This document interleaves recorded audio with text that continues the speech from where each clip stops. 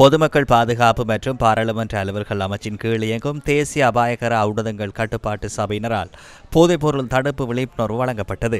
புனர்வாழ்வு பணியகம், போலீசார், மன்னார் மாவட்ட செயலகம், மடு பிரதேச செயலகம் மற்றும் தன்னார்வ தொண்டர்கள் பலரும் கலந்து கொண்டு போதைப்பொருள் தொடர்பில் பொதுமக்களுக்கு விழிப்புணர்வு வழங்கினர்.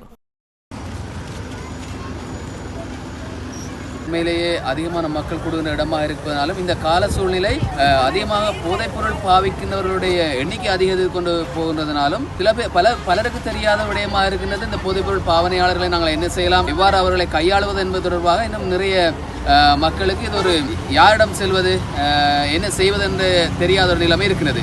ஆகவேதான் நாங்கள் அதிகமான மக்கள், அதாவது சிங்கள மக்கள், தமிழ் மக்கள் கூடுகிற இந்த இடத்திலே ஒன்று கூடி நாங்கள் ஒரு இலக்கம் அறிமுகப்படுத்துகிறோம். எங்களுடைய ஹாட்லைன் நம்பரோடு நாங்கள் அறிமுகப்படுத்துகிறோம் 1927 என்ற இலக்கம்.